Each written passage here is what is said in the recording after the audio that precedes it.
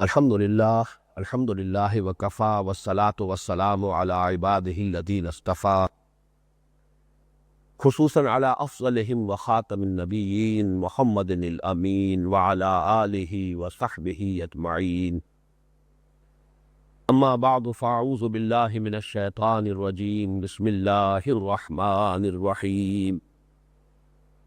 یا عبادی الذین آمنوا ان ارضی واسعۃ فایای فاعبدون، کل نفس ذائقۃ الموت ثم الینا ترجعون، والذین آمنوا وعملوا الصالحات لنبوئنہم من الجنة غرفا تجری من تحتها الانہار خالدین فیہا، نعم اجر العاملین، الذین صبروا وعلی ربہم یتوکلون۔ وَكَأَيٍّ مِّن دَابَّةٍ لَّا تَحْمِلُ رِزْقَهَا اللَّهُ يَرْزُقُهَا وَإِيَّاكُمْ وَهُوَ السَّمِيعُ الْعَلِيمُ۔ وَلَئِن سَأَلْتَهُم مَّنْ خَلَقَ السَّمَاوَاتِ وَالْأَرْضَ وَسَخَّرَ الشَّمْسَ وَالْقَمَرَ لَيَقُولُنَّ اللَّهُ فَأَنَّىٰ يُؤْفَكُونَ۔ اللَّهُ يَبْسُطُ الرِّزْقَ لِمَن يَشَاءُ مِنْ عِبَادِهِ وَيَقْدِرُ لَهُ إِنَّ اللَّهَ بِكُلِّ شَيْءٍ عَلِيمٌ۔ وَلَئِن سَأَلْتَهُم مَّن نَّزَّلَ مِنَ السَّمَاءِ مَاءً فَأَحْيَا بِهِ الْأَرْضَ مِن بَعْدِ مَوْتِهَا لَيَقُولُنَّ اللَّهُ قُلِ الْحَمْدُ لِلَّهِ بَلْ أَكْثَرُهُمْ لَا يَعْقِلُونَ۔ وَمَا هَٰذِهِ الْحَيَاةُ الدُّنْيَا إِلَّا لَهْوٌ وَلَعِبٌ وَإِنَّ الدَّارَ الْآخِرَةَ لَهِيَ الْحَيَوَانُ لَوْ كَانُوا يَعْلَمُونَ۔ فَإِذَا رَكِبُوا فِي الْفُلْكِ دَعَوُا اللَّهَ مُخْلِصِينَ لَهُ الدِّينَ فَلَمَّا نَجَّاهُمْ إِلَى الْبَرِّ إِذَا هُمْ يُشْرِكُونَ لِيَكْفُرُوا بِمَا آتَيْنَاهُمْ وَلِيَتَمَتَّعُوا فَسَوْفَ يَعْلَمُونَ۔ أَوَلَمْ يَرَوْا أَنَّا جَعَلْنَا حَرَمًا آمِنًا وَيُتَخَطَّفُ النَّاسُ مِنْ حَوْلِهِمْ أَفَبِالْبَاطِلِ يُؤْمِنُونَ وَبِنِعْمَةِ اللَّهِ يَكْفُرُونَ۔ وَمَنْ أَظْلَمُ مِمَّنِ افْتَرَىٰ عَلَى اللَّهِ كَذِبًا أَوْ كَذَّبَ بِالْحَقِّ لَمَّا جَاءَهُ أَلَيْسَ فِي جَهَنَّمَ مَثْوًى لِّلْكَافِرِينَ وَالَّذِينَ جَاهَدُوا فِينَا لَنَهْدِيَنَّهُمْ سُبُلَنَا وَإِنَّ اللَّهَ لَمَعَ الْمُحْسِنِينَ۔ صدق اللہ العظیم۔ رب اشرح لي صدری ویسر لي امری واحلل عقدۃ من لسانی یفقہوا قولی۔ اللہم ربنا الہمنا رشدنا واعذنا من شرور انفسنا، اللہم ارنا الحق حقا وارزقنا اتباعہ وارنا الباطل باطلا وارزقنا اجتنابہ۔ اللہم ربنا اجعلنا من عبادک الذین آمنوا وعملوا الصالحات وتواصوا بالحق وتواصوا بالصبر، آمین یا رب العالمین۔ اس نشست میں ہمیں پہلے تو گزشتہ نشست کا کچھ قرض ادا کرنا ہے۔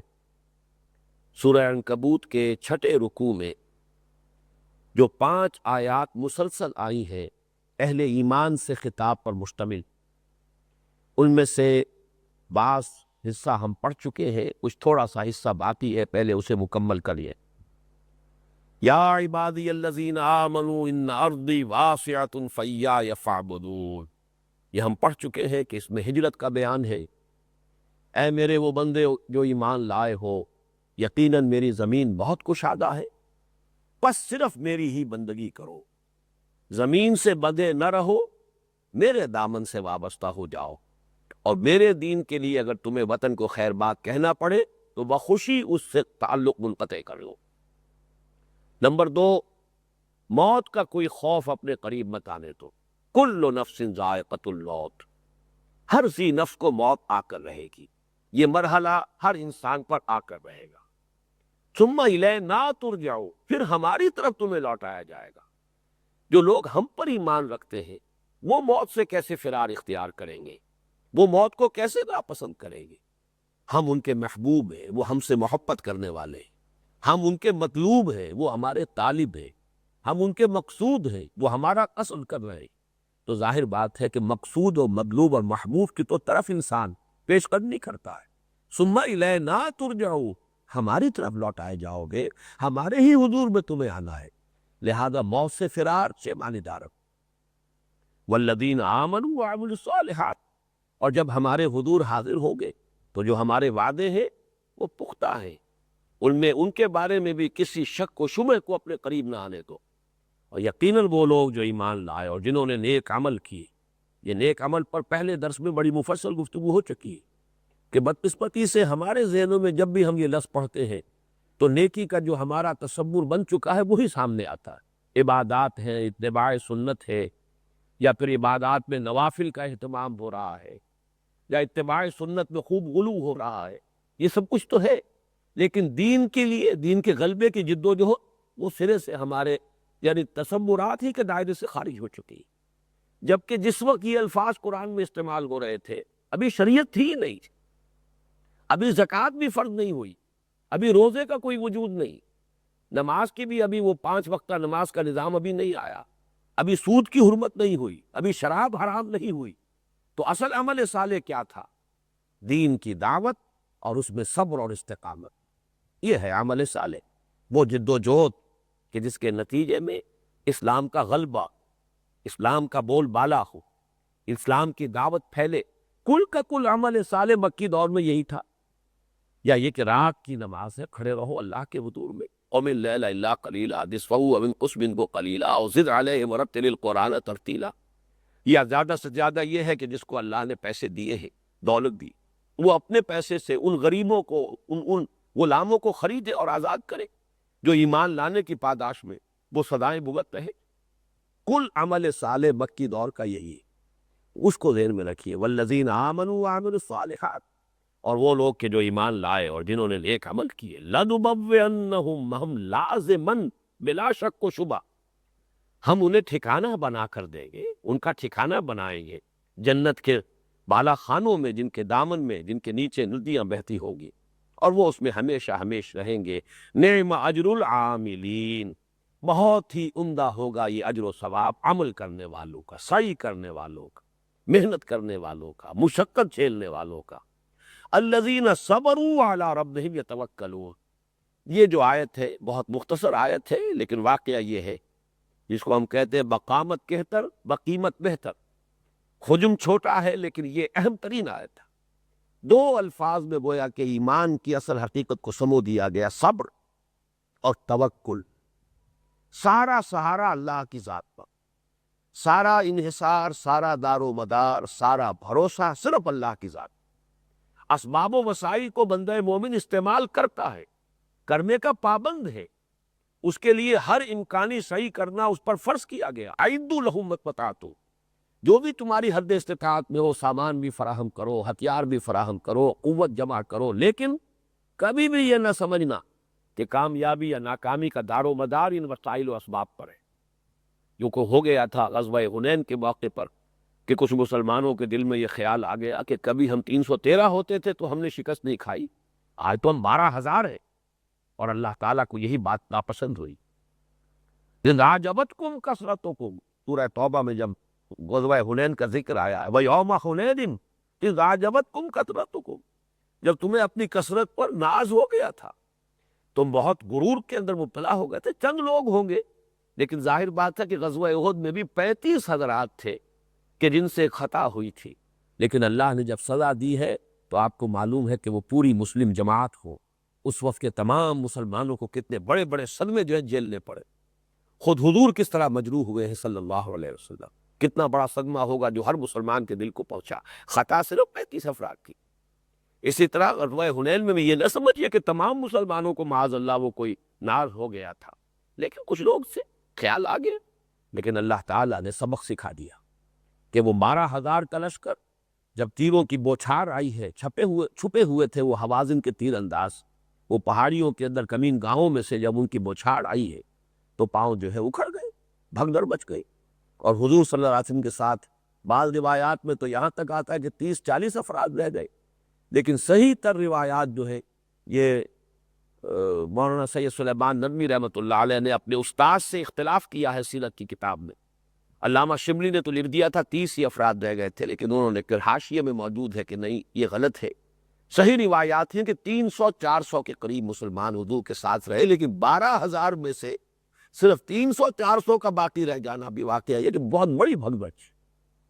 تو معلوم ہوا کہ صبر اور توکل یہ 2 شرائط، ایک طرف استقامت، جمے رہو، ڈٹے رہو، جھیلو، برداشت کرو، تحمل اور قارا توکل اللہ تزا الذین صبروا وعلی ربہم یتوکلون وکأی من دابۃ۔ دیکھیے ہر انسان کے لیے ایک اور تشویش ہوتی ہے، ایک تشویش تو زندگی کی، موت نہ آ جائے، ایک تشویش کیا کھائیں گے، کہاں سے رزق ہوگا، آخر بال بچے ہیں، گھر بار والے ہیں، معاش کا سلسلہ ہے، اس کے جو بھی ذرائع ہے، وسائل ہے۔ اب جیسے حضرت خباب بن الارت رضی اللہ تعالیٰ عنہ، اب ان کے جو بھی بیشا تھا ان کا لوہار تھے، محنت کرتے تھے، گاہک تو وہی موجود تھے، اب وہ گاہک سب کے سب اگر ہجرت کر کے چلے جا رہے ہیں مدینے، تو اب ان کے لیے ایک مشکل پیش آ گئی کہ نہیں آ رہی۔ اس اعتبار سے یہ رزق کا معاملہ جو ہے، یہ تشویش طبعی طور پر ہر انسان کو لاحق ہوتی ہے، لہذا اب اس کا ازالہ کیا جا رہا ہے۔ وَكَأَيٍّ مِّن دَابَّةٍ لَا تَحْمِلُ رِزْقَهَا، کتنے ہی اتنے ایسے چوپائے ہیں اس زمین میں، وہ اپنا رزق اٹھائے نہیں پھرتے۔ اللہ یرزقها، وہ اللہ ان کو رزق دیتا ہے، وَإِيَّاكُمْ، اور تمہیں نہیں دے گا، وَهُوَ السَّمِيعُ الْعَلِيمُ، وہ سب کچھ جاننے والا اور سب کچھ سننے والا ہے۔ یہ اللہ تعالیٰ کی رزاقیت پر توکل، وَعَلَىٰ رَبِّهِمْ يَتَوَكَّلُونَ، یہ در حقیقت اسی کا ایک رخ ہے۔ اللہ پر یہ بھروسہ ہو کہ رزق اللہ کے ذمے ہے، اور اللہ تعالیٰ وسائل اور ذرائع کا محتاج نہیں ہے، وسائل و ذرائع محتاج ہے، اپنے نتائج کو پیدا کرنے میں اللہ کے اذن کی، یہ اچھی طرح جان لیجیے۔ کسی شے کی تاثیر اس وقت تک ظاہر نہیں ہوگی جب تک کہ اذن رب نہ ہو، کوئی ذریعہ کامیاب نہیں ہوگا جب تک کہ اللہ کی مرضی نہ ہو، لیکن یہ کہ اللہ تعالیٰ محتاج نہیں ہے وسائل اور ذرائع کا، جیسے کہ سورہ طلاق میں فرمایا گیا کہ وَيَرْزُقْهُ مِنْ حَيْثُ لَا يَحْتَسِبُ، اللہ تعالیٰ ایسے راستوں سے رزق پہنچائے گا جہاں سے اسے گمان تک نہ، لیکن یہ کہ توکل شرط ہے۔ اس موضوع پر بڑے پیارے جملے ہیں حضرت مسیح علیہ السلام۔ واقعہ یہ ہے کہ مواعظ کا جہاں تک تعلق ہے، انجیل میں جو مواعظ ان کے آئے ہیں بڑے مؤثر مواعظ ہیں، وعظ اور تمثیلات، یہ میں سمجھتا ہوں کہ حضرت مسیح علیہ السلام پر ختم ہے۔ کم تمثیلوں کے بادشاہ اور واعظ ہونے کے درجے میں بھی ان کے جو مواعظ ہیں انجیل میں، وہ چوٹی کے مواعظ۔ نبی اکرم صلی اللہ علیہ وسلم کے خطبات زیادہ ہمارے پاس ریکارڈڈ نہیں، ایسے بھی خطبے حضور نے دیے ہیں کہ آپ نے صبح سے دینا خطبہ شروع کیا، پھر نماز کا وقت آیا، پھر اس کے بعد بھی جاری ہے، پھر نماز کا وقت آیا، نماز پڑھتے پھر جاری ہے، ایسے بھی لیکن ریکارڈڈ نہیں، اس لیے کہ سب سے بڑا جو واعظ ہے وہ قرآن مجید ہے، وہ محفوظ ہے۔ تو حضور صلی اللہ علیہ وسلم کے خطبات و مواعظ بہت کم محفوظ ہیں، لیکن یہ کہ حضرت مسیح علیہ السلام کے مواعظ جو انجیل میں، کیونکہ وہاں وہ کتاب قرآن کی طرح کی کتاب تو وہاں تھی نہیں، اصل میں انجیل ہے وہ در حقیقت حضرت مسیح علیہ السلام کی احادیث، وہ وحی جو ان پر ہوئی، اور حضرت مسیح کی سیرت، ان تینوں کو جمع کر لیجئے تو انجیل بن جائے گی۔ حضور صلی اللہ علیہ وسلم کی سیرت، احادیث نبویہ اور قرآن مجید کو جمع کر لیں اور گڑبڑ کر دیں، ملا دیں آپس میں، تو وہ جو شکل اختیار کر لے گی وہ انجیل کی شکل۔ تو انجیل میں حضرت مسیح کے مواعظ میں بڑا پیارا جملہ ہے، اپنے ان حواریین سے خطاب کر کے انہوں نے کہا، کیوں فکر کرتے ہو کہ کیا کھاؤ گے؟ تم جنگل کی چڑیوں کو نہیں دیکھتے کہ نہ وہ ہل چلاتی ہیں، نہ وہ کوئی بیج ڈالتی ہیں، نہ وہ کوئی فصل کاٹتی ہیں، نہ کہیں کھتے بھر کر رکھتی ہیں، پھر بھی میں تم سے کہتا ہوں کہ وہ صبح اپنے گھونسلوں سے خالی پیٹ نکلتی ہیں اور شام کو آسودہ ہو کر واپس آتی ہیں۔ تو ذرا سوچو کہ وہ رب تمہارا وہ باپ، آسمانی باپ، جو جنگل کی ان چڑیوں کو کھلا رہا ہے، کیا وہ تمہیں نہیں کھلائے گا؟ لیکن تمہیں یقین حاصل نہیں، بہت ہی کم یقین ہے جو تمہیں حاصل، اور تم کیوں فکر کرتے ہو کہ کیا پہنو گے؟ جنگل کی سوسن کو نہیں دیکھتے کہ نہ وہ کاٹتی ہے، نہ بنتی ہے، نہ کہیں کوئی کپڑے سیتی ہے، لیکن اس کے باوجود میں تم سے کہتا ہوں کہ جتنا خوبصورت اور شاندار لباس اس کو ملا ہوا ہے، سلیمان بھی اپنی ساری شان و شوکت کے باوجود ویسا ملبس نہ تھا۔ یعنی جنگل کے یہ پھول جو ہے، ذرا ان کا لباس تو دیکھو، وہ مخملی لباس جو اللہ نے انہیں عطا کیا ہے، کیا کیا رنگ اس میں اللہ تعالیٰ نے، اور کیا کیا گلکاریاں کی ہے۔ تو جو اس جنگل کی گھاس کو یہ لباس دے رہا ہے، جو آج ہے اور کل آگ میں جلا دی جائے گی، تو کیا وہ تمہیں لباس نہ دے گا؟ یہ وہ توکل، اللہ تعالیٰ کی رضاقیت پر یقین، یہ ہے کہ جو اس راہ میں بہت ضروری ہے۔ تو فرمایا وَكَأَيٍّ مِّن دَابَّةٍ لَا تَحْمِلُ رِزْقَهَا اللَّهُ يَرْزُقُهَا وَإِيَّاكُمْ وَهُوَ السَّمِيعُ الْعَلِيمُ۔ وہ سب کچھ سننے والا، سب کچھ جاننے والا ہے۔ تمہیں بھوک اگر لگی ہے تو کیا اس کے علم میں نہیں ہے کہ تمہیں بھوک لگی ہے؟ تم اگر کسی وقت کوئی دعا کر رہے ہو تو کیا تمہیں یہ گمان ہے کہ وہ سن نہیں رہا تمہاری دعا؟ سب کچھ سننے والا، سب کچھ جاننے والا، تمام وسائل و ذرائع اس کے ہاتھ میں۔ وَمَن يَتَّقِ اللَّهَ يَجْعَل لَّهُ مَخْرَجًا وَيَرْزُقْهُ مِنْ حَيْثُ لَا يَحْتَسِبُ۔ جو اللہ کا حقیقتاً تقوی اختیار کرے گا، اللہ اسے رزق پہنچائے گا جہاں سے کہ اسے گمان تک نہیں ہوگا، اور وہاں سے اس کے لیے راستہ نکال دے گا جہاں سے اسے کوئی امید نہیں ہو۔ میں تو اس آیت مبارکہ کے حوالے سے سیرت کا خاص طور پر یہ جو پہلو ہے، میں جب دیکھتا ہوں تو واقعتاً یقین کا درجہ جو ہے، آخری درجہ حق الیقین حاصل ہوتا ہے کہ اگر سن 10 نبوی کے ماحول میں آپ اپنے آپ کو لے جائیں، جبکہ ابو طالب کا انتقال ہو گیا، مکے میں حضور کے قتل کا فیصلہ ہو گیا، حضور پھر طائف گئے ہیں اس امید میں کہ شاید وہاں کے 3 سرداروں میں سے کوئی ایک ایمان لے آئے اور وہ مجھے اپنی جگہ پر اپنے پاس بلا لے اور وہاں ایک بیس بن جائے میری دعوت کا۔ وہاں تینوں نے جو اس وقت سلوک کیا ہے، 10 برس میں حضور پر ذاتی طور پر مکے میں وہ کچھ نہیں بیتا تھا جو ایک دن میں طائف میں بیت گیا۔ واپس آئے ہیں تو ایک مشرک کی پناہ لے کر مکے میں داخل ہو سکے۔ ایک کے پاس پیغام بھیجا، اس نے معذرت کر دی، دوسرے کے پاس پیغام بھیجا، اس نے انکار کر دیا، تیسرا ہے کہ پھر جس نے یہ قبول کیا ہے مطعم بن عدی، اس نے کہا ٹھیک ہے میں پناہ دیتا ہوں۔ حضور نے فرمایا نہیں، آؤ اور لے کر جاؤ، اس لیے کہ وہاں تو فیصلہ ہو چکا ہے، قتل کر دو محمد کو صلی اللہ علیہ وسلم۔ تو جیسے ہی میں مکے میں داخل ہوں، کیا پتا ہے کوئی شخص جو ہے وہ اقدام کر بیٹھے اور وہ کہے گا مجھے کیا معلوم کہ کسی نے پناہ دی تھی۔ تو مطعم بن عدی اپنے 6 بیٹوں کو لے کر باہر آیا ہے مکے سے، ہتھیار پجا کر، اور حضور کو لے کر گیا ہے، اعلان کرتا ہوا کہ لوگوں میں نے محمد کو پناہ دی تھا۔ اب ان حالات کو ذہن میں رکھیے، کہاں سے امید تھی کوئی کرن کسی کو نظر آ سکتی؟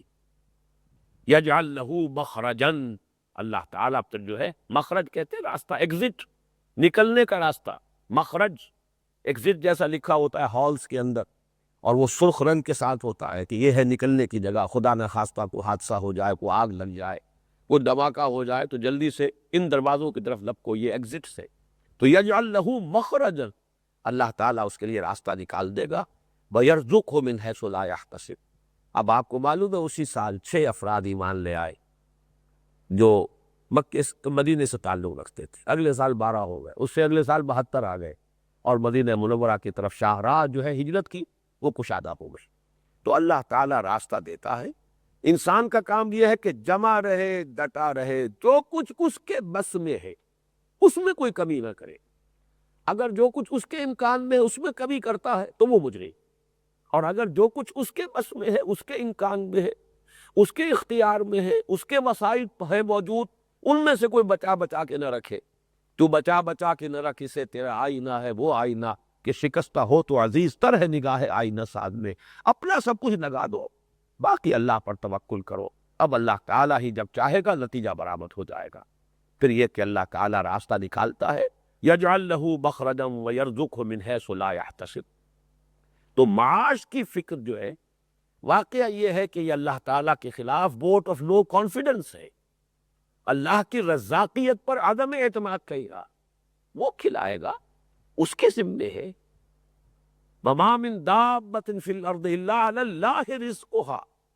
کوئی چوپایا تک نہیں ہے زمین میں کہ جس کا رزق اللہ کے ذمے نہ ہو۔ نہ معلوم کیا کیا اس نے ذریعے بنا رکھے ہیں، کیا کیا وسائل ہیں، کیسے کیسے خزانے ہیں، کس کس طور سے کن کن جانداروں کو کیسے کیسے غذا پہنچا رہا ہے۔ تو یہ اللہ تعالیٰ کی رزاقیت کا یقین، اور یہاں بڑا پیارا انداز ہے۔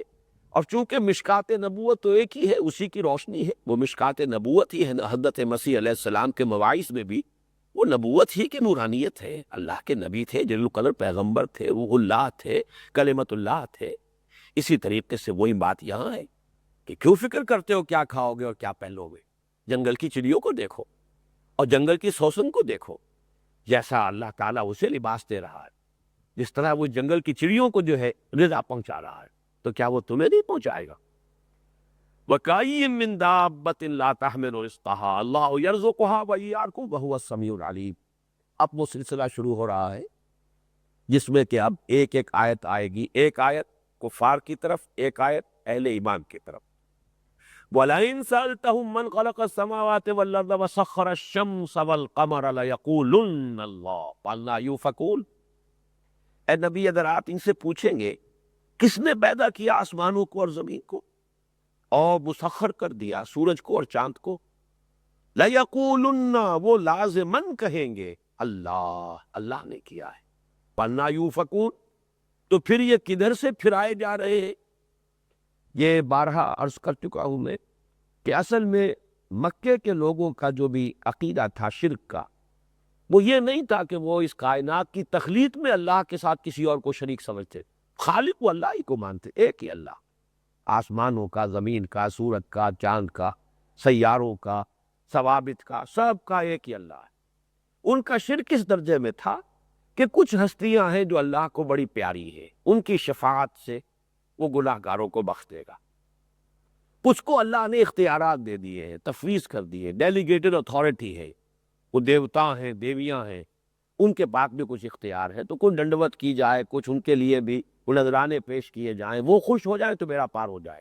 یہ ان کا شرک تھا، ورنہ قرآن بار بار کہتا ہے اے نبی اگر آپ ان سے پوچھیں گے کس نے پیدا کیا آسمانوں کو اور زمین کو، کس نے مسخر کیا ہے سورج کو اور چاند کو، لا یقولن لازماً یقیناً، یہ وہی صیغہ ہے تاکید کا، انتہائی تاکید کا، پکار اٹھیں تو فوراً اللہ۔ تو اس کو ماننے کے بعد پھر کدھر سے لوٹائے جا رہے ہیں؟ پھر یہ کون ہے جو انہیں ان کے رخ کو موڑ دیتا ہے؟ مجہول کا صیغہ ہے کہ کون ہے جو ان کا رخ موڑ دیتا ہے، کدھر سے یہ چڑھائے جا رہے ہیں؟ میں آپ کو اس سے پہلے سنا چکا ان کا تلبیہ، وہ تلبیہ اس کے اندر بھی توحید شرک میں آتی ہے، شرک پھر توحید کی طرف لوٹ جاتا ہے۔ لبیک اللہم لبیک لبیک لا شریک لک لبیک الا شریکا تملکہ وما ملک۔ ہمارا آپ تلبیہ جو ہے وہ اس شرک سے خالی ہو گیا، کسی شریک کا ذکر نہیں۔ لبیک اللہم لبیک لبیک لا شریک لک لبیک ان الحمد والنعمت لک والملک لا شریک لک۔ یہ آج تلبیہ ہے، پہلا حصہ تو وہی ہے، حاضر ہوں میرے پروردگار، میں حاضر ہوں، میں حاضر ہوں، تیرا کوئی شریک نہیں سوائے اس شریک کے کہ جو کچھ اس کے اختیار میں ہے اور خود وہ تیرے ہی قبضہ قدرت میں ہے۔ اختیار اصلاً تو تیرا ہی ہے، تو نے تیری ہی ڈیلیگیٹڈ اتھارٹی اس کے پاس ہے، وہ شریک تو ہے لیکن حقیقت میں وہ خود اپنی ذات میں ان ہز اون رائٹ اس کے پاس کوئی اختیار نہیں ہے۔ اختیار تیرے ہی اختیار، تیرا ہی اختیار ہے جو اس کے پاس، اور اس کے پاس جو اختیار ہے وہ تیرے ہی قبضہ اختیار میں۔ یہ ہے وہی جیسے کہ عیسائیوں کا معاملہ ہے، توحید بھی ہے، تثلیث بھی ہے، ایک میں تین اور تین میں ایک، اسی طرح یہ ہے شرک اور توحید کا آپس میں گڑبڑ ہونا۔ بہرحال یہ آیت تو ہو گئی گویا کہ اس کا رخ ہے کفار کی طرف، مشرکین کی طرف۔ اب اہل ایمان سے اللہ یبسط الرزق لمن یشاء من عبادہ ویقدر لہ ان اللہ بکل شیء علیم۔ اے مسلمانوں ذرا سوچو، وہ اللہ ہی ہے کہ اپنے بندوں میں سے جس کے لیے چاہتا ہے رزق کشادہ کر دیتا ہے اور جس کے لیے چاہتا ہے تنگ کر دیتا ہے۔ یہ یقدروں کا ترجمہ جب ہم تنگ کرتے ہیں تو یہ مراد ہے، ترجمہ ہے اندازے سے دینا، ناپ تول سے دینا، جس کو ہم اپنی اصطلاح میں کہیں گے راشننگ کر دیتا ہے۔ بس ضرورت کے مطابق آج کا لے لو جو ہے، کل کے لیے نہیں ہے، آج کا راشن لے لو۔ یہ یقدر جو ہے یہ ہے قدر یقدروں سے اندازہ کر دینا، راشننگ کر دینا۔ اور ظاہر بات ہے کہ انسان پر یہ بھی شے گراں گزرتی ہے، وہ تو چاہتا ہے کہ مہینے بھر کا اناج میں آج ہی لے جا کر گھر میں ڈال لوں، سال بھر کا ساز و سامان میرے پاس آج ہی فراہم ہو جائے۔ تو وہ ہے گویا کہ بس رزق کا پھیلاؤ، رزق کی کشادگی۔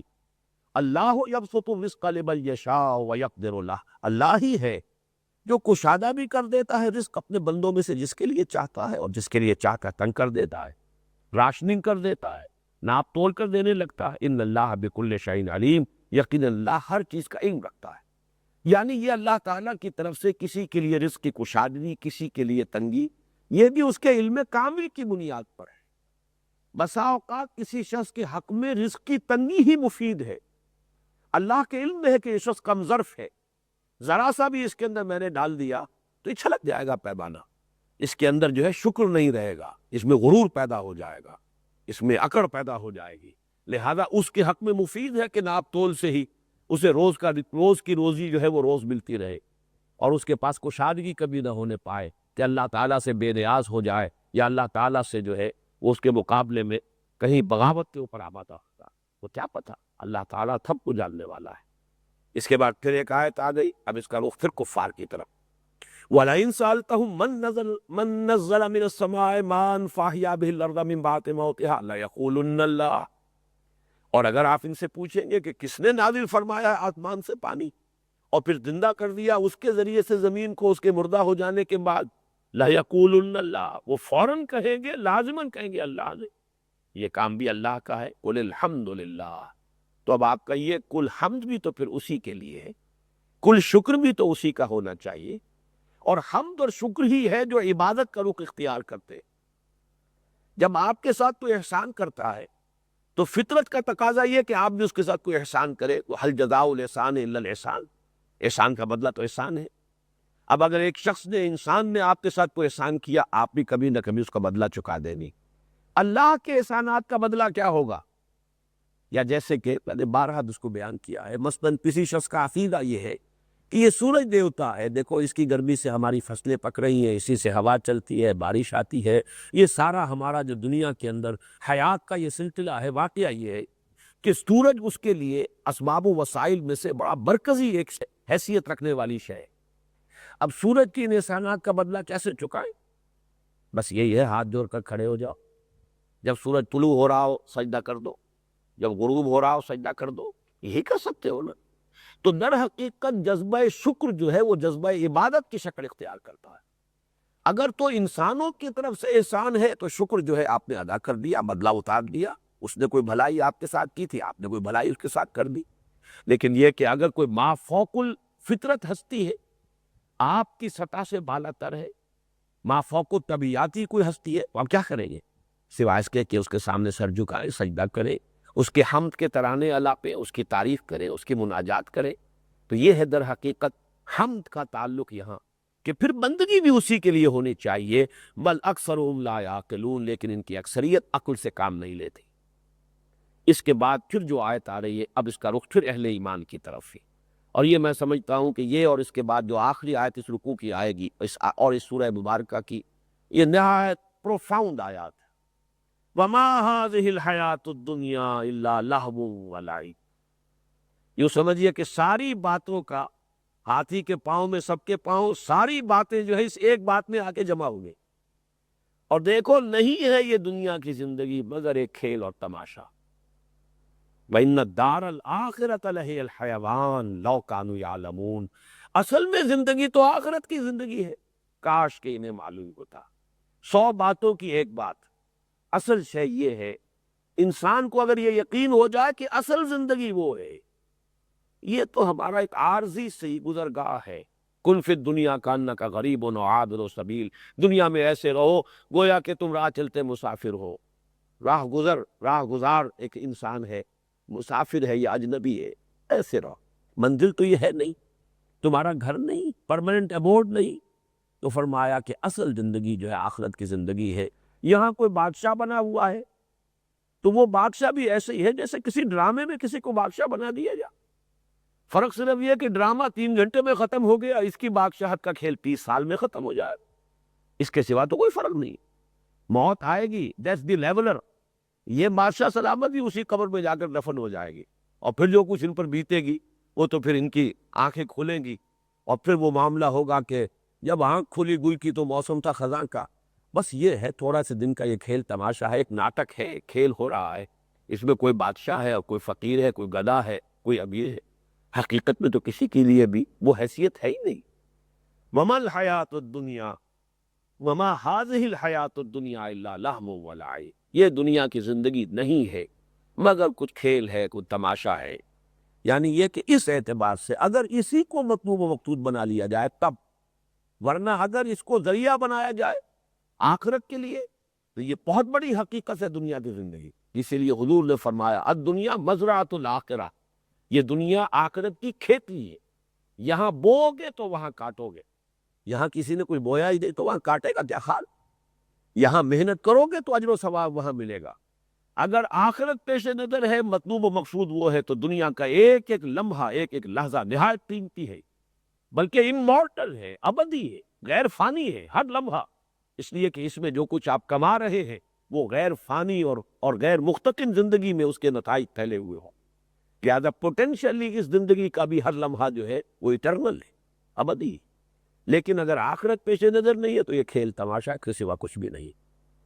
لو کانوا یعلمون، کاش کہ انہیں معلوم ہوتا۔ اب پھر دیکھیے پھر مضمون آ گیا کفار کی طرف۔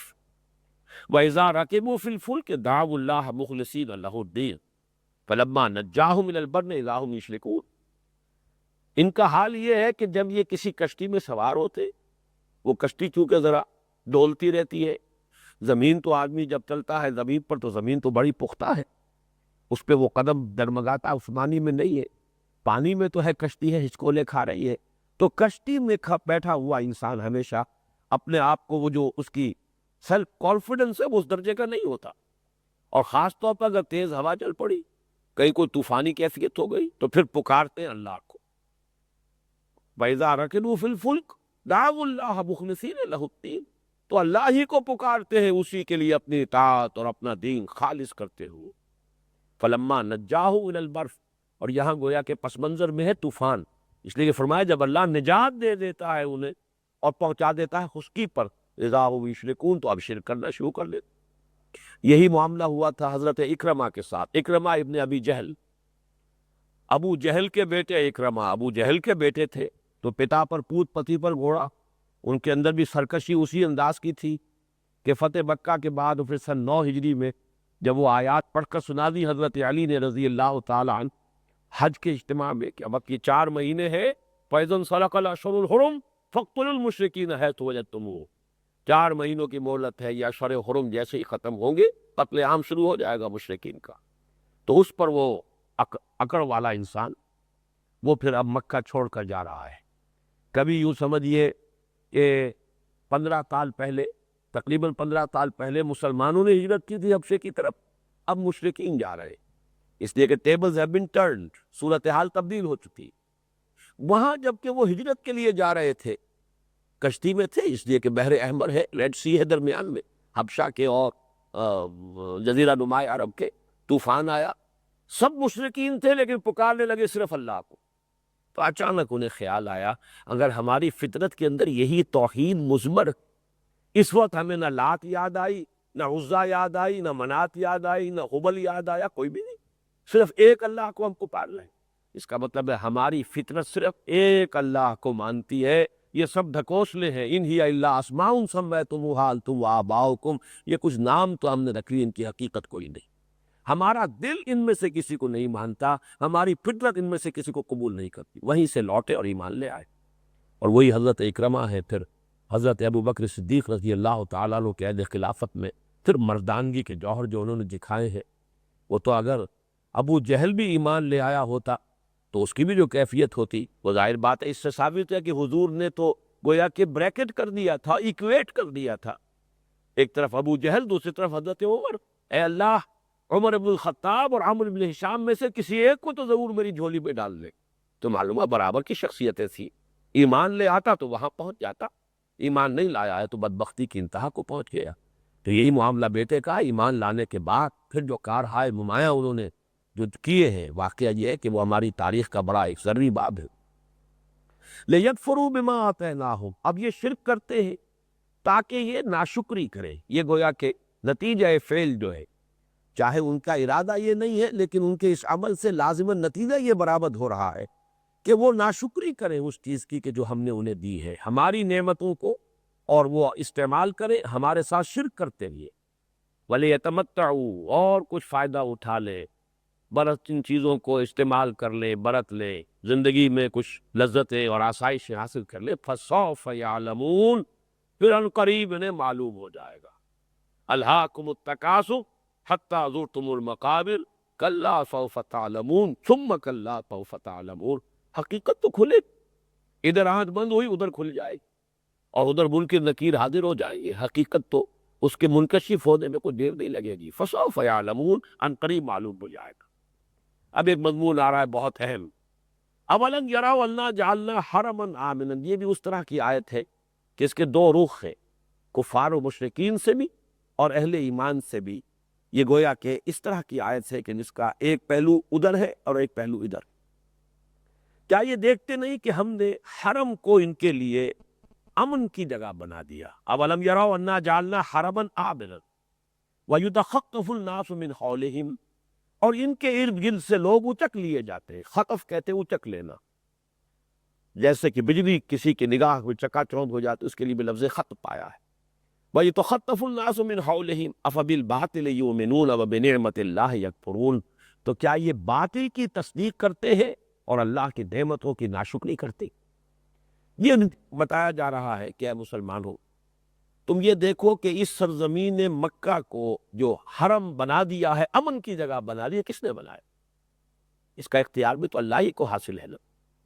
اللہ ہی نے اس گھر کی وجہ سے، جیسا کہ لِإِيلَافِ قُرَيْشٍ إِيلَافِهِمْ رِحْلَةَ الشِّتَاءِ وَالصَّيْفِ فَلْيَعْبُدُوا رَبَّ هَٰذَا الْبَيْتِ الَّذِي أَطْعَمَهُم مِّن جُوعٍ وَآمَنَهُم مِّنْ خَوْفٍ، اس گھر کی وجہ سے تمہیں امن ملا ہوا ہے۔ یہ اللہ کا گھر بیت اللہ، اس کے تفید تمہیں امن نصیب ہے۔ جیسا کہ میں نے کئی مرتبہ واضح کیا ہے کہ قریش کے قبیلے جو تھے، تجارتی قبیلے، اوپر کوئی حملہ نہیں کرتا تھا، اس لیے کہ بیت اللہ کے متولی تھے، اور کسی کا قبیلہ جو ہے، کسی کا کاروان جو ہے، کسی کا جو قافلہ ہے تجارتی، وہ بد کے نہیں جا سکتا تھا۔ لہذا منوپلی انہیں حاصل ہو گئی تھی ایسٹ ویسٹ ٹریڈ کی۔ سارا سامان جو ہے تجارتی آتا تھا جزائر شرق الہند سے، ہندوستان سے، چین سے، اور یمن کے ساحل پر اترتا تھا۔ سارا تجارتی سامان آتا تھا یورپ کے ممالک سے، اور وہ شام کے ساحل پر، فلسطین کے ساحل پر اترتا تھا۔ ان دو پوائنٹس کے درمیان رحلۃ الشتاء والصیف، یہ جو قافلے چلتے تھے قریش کے، سردیوں میں جاتے تھے جنوب کی طرف، یمن کی طرف، اس لیے کہ وہ چونکہ گرم علاقہ ہے تو سردی کا موسم اس کے لیے رکھا تھا۔ گرمیوں میں جاتے تھے شمال کی طرف، شام کی طرف، اس لیے کہ وہاں کا موسم بہتر ہے۔ تو لِإِيلَافِ قُرَيْشٍ إِيلَافِهِمْ رِحْلَةَ الشِّتَاءِ وَالصَّيْفِ فَلْيَعْبُدُوا رَبَّ هَٰذَا الْبَيْتِ الَّذِي أَطْعَمَهُم مِّن جُوعٍ وَآمَنَهُم مِّنْ خَوْفٍ، اسی کے طفیل تمہیں بھوک سے نجات دی، تمہیں کھانے کو دیا، رزق دیا، اور تمہیں خوف سے امن عطا کیا۔ تو یہ سب اللہ نے کیا۔ اس میں ایک طرف کفار سے کہا جا رہا ہے کہ تم ناشکری کر رہے ہو اللہ کے احسانات کی، اس گھر ہی کے اصل مقصد کو تم نے تباہ و برباد کر دیا۔ یہ توحید کا مرکز بنایا تھا ابراہیم نے، تم نے اسے شرک کا اڈا بنا دیا۔ دوسری طرف اہل ایمان کو بتایا جا رہا ہے کہ جس اللہ کی قدرت میں یہ ہے کہ اس نے اس سرزمین عرب کے اندر، جہاں کہیں امن نہیں ہے، کسی قافلے کے لیے بچ کر نکلنے کا امکان نہیں، اس کو جزیرہ بنا رکھا ہے امن کا۔ یہاں باپ کا قاتل بھی کسی کو نظر آ جاتا تھا، بدترین جاہلیت کے دور میں بھی کوئی شخص جو ہے جو سال ہر سال سے تلاش میں تھا اپنے باپ کے قاتل کے، کہ کہیں مل جائے اور میں انتقام کی آگ جو ہے بجھا سکوں، اور حرم میں اسے نظر آ گیا ہے باپ کا قاتل، وہاں اسے کچھ نہیں کہہ سکتا۔ یہ حرم تو اللہ کی قدرت، اللہ کی یہ شان دیکھو، اسی پر توکل کرو، اسی سے تمہارے اندر وہ توکل پیدا ہوگا اور تفویض الامر الی اللہ کی کیفیت پیدا ہو۔ یہ مضمون جو ہے، جیسا کہ میں نے پہلے عرض کیا تھا کہ سورہ عنکبوت کا ایک قریبی معنوی ربط جو ہے، جو سابق سورہ ہے، سورہ قصص سے بھی جڑتا ہے۔ چنانچہ یہ مضمون ذرا میں جلدی میں آپ کو سنا دیتا ہوں کہ وہاں بھی یہ 57 سے لے کر اور چند آیات میں آیا ہے، وَقَالُوا إِن نَتَّبِعِ الْهُدَىٰ مَعَكَ نُتَخَطَّفْ مِنْ أَرْضِنَا، یہ قریش کہتے تھے کہ اے محمد، اگر ہم ہدایت کی پیروی کریں آپ کے ساتھ تو ہم اچک لیے جائیں گے اپنے زمین سے۔ یہ مشرکین مکہ کا قول تھا کہ ہمیں جو یہاں سکون اور امن اور چین ملا ہوا ہے، اور ہمارے قافلوں کو جو حفاظت ملی ہوئی ہے، وہ اس وجہ سے ہے کہ اس مکے کے اندر، اس حرم میں ہم نے تمام قبیلوں کے بت رکھے ہوئے، گویا کہ وہ بت ہمارے پاس ہاسٹیجز تھے، یہ ہمارے پاس جو ہے یرغمالی ہے، تمام قبیلوں کے خدا ہمارے یرغمالی ہے، تو ہمارے قافلوں پر کون حملہ کر سکتا ہے؟ اگر ہم اس شرک سے پاک کر لیں، اس گھر سے ان بتوں کو نکال دیں، تو پھر ہماری وہ حیثیت ختم ہو جائے گی، اور پھر یہ کہ ہمارے قافلوں پر بھی حملے ہوں گے، اور ہمارے لیے جو رزق کا معاملہ ہے اور جو امن ہے اور جو ہمیں یہاں بالادستی حاصل ہے، سیادت حاصل ہے عرب میں، وہ ختم ہو جائے گا۔ کا جواب دیا، اولم نمکن لہم حرما آمنا، یہ حرم کو جو امن کی جگہ بنانے والے کیا ہم نے، کیا کسی اور نے بنایا؟ یجبا الیہ ثمرات کل شیء، اور اس کی جانب تم دیکھتے ہو کہ ہر چیز کے ثمرات کھینچے چلے آتے۔ حج کا موسم ہے، اور چلے آ رہے ہیں دنیا کے کونے کونے سے پھل چلے آ ہر شے آپ کو میسر آ رہی. اور یہ صرف آج کی بات نہیں، یہ تو پہلے سے چلا آ رہا ہے. جہاں جہاں سے لوگ آتے تھے، جیسے کہ سورہ حج کے اندر نقشہ کھینچا گیا ہے، وہ تو دور دور سے اور بہت لمبے سفر طے کر کے آتے تھے. من فج کل فج عمیق ثمرات کل شیء رزقا من لدنا ولکن اکثرهم لا یعلمون. لیکن ان کی اکثریت علم نہیں رکھتی. اس اصل حقیقت سے ان کی نگاہیں اوجھل ہیں. وہ ان بتوں کو سمجھ رہے ہیں کہ ان کے ذریعے سے امن ملا ہوا، حالانکہ حقیقت میں امن دینے والا اللہ ہے. وہی بات یہاں فرمائی گئی ہے، اولم یروا انا جعلنا حرما آمنا فخطف الناس بقولهم افبالباطل یؤمنون وبنعمت اللہ یکفرون. اس کے بعد پھر کفار کی طرف اشارہ ہو گیا. ومن اظلم ممن افترى على الله كذبا او كذب بالحق لما جاء. اس شخص سے بڑھ کر ظالم کون ہوگا جو اللہ پر جھوٹ تہمت لگائے. یعنی یہ کہ دو سب سے بڑے جرم کیا ہوں گے؟ ایک یہ کہ کسی شخص کو نبوت نہ ملی ہو اور وہ نبوت کا دعویٰ کرے، وہ جھوٹ جڑ رہا ہے، اللہ پر تہمت لگا رہا ہے. اور دوسرا اسی کے ہم پتن دوسرا جرم کیا ہے؟ او کذب بالحق لما جاء. یہ جب حق اس کے پاس آ جائے تو اس کی تکذیب کر دے، اسے جھٹلا دے. یعنی اگر بالفرض محمد جھوٹ بول رہے ہیں صلی اللہ علیہ وسلم تو سب سے بڑے مجرم وہ نہیں. لیکن یہاں بھی در حقیقت حضور کی سیرت اور کردار بھی ہے، وہ پس منظر میں ہے. تم میں سے کون ہے جو یہ گمان کر سکے جس شخص نے آج تک 40-50 برس تمہارے مابین بتائے ہیں، کبھی اس نے جھوٹ نہیں بولا، کیا وہ اتنا بڑا جھوٹ بولے تھا؟ یہ معاملہ جو ہے یہ تمہارے غور و فکر کا مستحق ہے. تو ومن اظلم ممن افترى على الله كذبا او كذب بالحق لما جاء اليس في جہنم مثوى للكافرين. کیا جہنم ہی میں جگہ اور ٹھکانہ نہیں ہے ایسے کافروں کے لیے؟ اب وہ آخری آیت آ گئی. مجھے خود احساس ہے کہ میں نے آج کچھ اجنت سے کام لیا ہے، تیزی سے ہم گزرے ہیں، لیکن یہ کہ آج میں چاہتا تھا کہ ہمارا یہ درس جو ہے اپنے اختتام کو پہنچ جائے. یہ آیت مبارکہ یہ سب سے بڑی ری ایشورنس، سب سے بڑی تسلی دینے والی، اطمینان دلانے والی ہر اس شخص کو جو اللہ کے دین کے لیے کوئی خدمت کر رہا ہو، حق کا طالب ہو، حق کا جویا ہو، اللہ کی رضا کا طالب ہو، پھر یہ کہ دین کی خدمت میں لگا ہوا ہو، اس کے لیے جد و جہد اور جہاد کر رہا ہو. اس سے بڑی جو ہے اطمینان اور تسلی دینے والی آیت کوئی ہے. والذین جاہدوا فینا لنہدینہم سبلنا. اور وہ لوگ جو ہماری راہ میں محنت کریں گے، جد و جہد کریں گے، جہاد کریں گے، تکلیفیں اٹھائیں گے، قربانیاں دیں گے، ایثار کریں گے، اپنا وقت، اپنی محنت، اپنی صلاحیتیں ترک کریں گے. جہاد کا وہ پورا تصور ذہن میں لے آئیے. سورہ صف ہم پڑھ چکے ہیں، اس میں جہاد اور قتال کے وہ سارے مراحل اور وہ 8-9 منزلیں میں جہاد کی بیان کر چکا ہوں کہ جس میں جا کر 9ویں منزل قتال بنتی ہے، 8 منزلیں اس کے نیچے موجود ہیں. وہ جنگ نہیں ہے، وہ جد و جہد ہے، وہ محنت ہے، نفس سے جہاد ہے، ماحول سے جہاد ہے، شیطان سے جہاد ہے. پھر یہ ہے کہ دعوت و تبلیغ میں غلط نظریات کے خلاف جہاد ہے، غلط تصورات کے خلاف جہاد ہے، غلط عقائد کے خلاف جہاد ہے. پھر یہ کہ پیسو ریزسٹنس کے دور میں مکے میں جہاد ہو رہا ہے. صبر کرو، جھیلو، مصیبتیں برداشت کرو. جہاد ہی کے مراحل نہیں. آخری مرحلہ آتا ہے جب کوئی حزب اللہ اتنی طاقتور ہو جائے، اس کے پاس اتنی قوت فراہم ہو جائے، جمعیت اتنی فراہم ہو جائے، منظم ہو، تربیت یافتہ ہو، پھر وہ چیلنج کرے، میدان میں آئے، پھر وہ قتال کا مرحلہ آتا ہے. تو یہ منازل ہے جہاد کی. ان تمام کو سامنے رکھ کر والذین جاہدوا فینا، جو لوگ بھی ہماری راہ میں جہاد کریں گے. اور نوٹ کر لیجئے پہلے رکوع میں بھی آیت آئی تھی ومن جاہد فانما یجاہد لنفسہ ان اللہ لغنی عن العالمین. وہاں استغنا تھا اللہ کی طرف سے، یہاں اہل ایمان کے لیے دلجوئی اور تسلی کا انداز ہے. جو بھی ہماری راہ میں جہاد کریں گے، ہمارے لیے محنتیں اور مشقتیں کریں گے، وہ مطمئن رہے لنہدینہم. پھر وہی جو سب سے زیادہ تاکید کا ہم لازماً رہنمائی کریں گے، راستے کھولتے چلے جائیں گے، ہر منزل پر ان کی رہنمائی کریں گے، ہر چوراہے پر بتائیں گے کہ کدھر مڑنا ہے. یہ ہمارے دل میں لنہدینہم سبلنا، ہم انہیں اپنے راستے دکھائیں گے، اپنی راستے اوپر کشادہ کرتے چلے جائیں گے. وَإِنَّ اللَّهَ لَمَعَ الْمُحْسِنِينَ. اور اس سے بڑی تسلی اور کس بات میں ہوگی؟ اور یقیناً اللہ ساتھ ہے احسان کرنے والوں کے، جو دین کے اس راستے میں حسن اور خوش اسلوبی کے ساتھ چل رہے ہیں، جو احسان کے مرتبے پر فائق ہونے کی کوشش کرے انہیں اللہ کی معیت حاصل ہوتی ہے، اور جنہیں اللہ کی معیت حاصل ہو جائے ظاہر بات ہے کہ ان کے لیے صبر و مصابرت کی ہر کٹھن سے کٹھن منزل آسان ہوتی چلی جاتی۔ بارک اللہ لی و لکم فی القرآن العظیم ونفعنی وإیاکم بالآیات والذکر الحکیم۔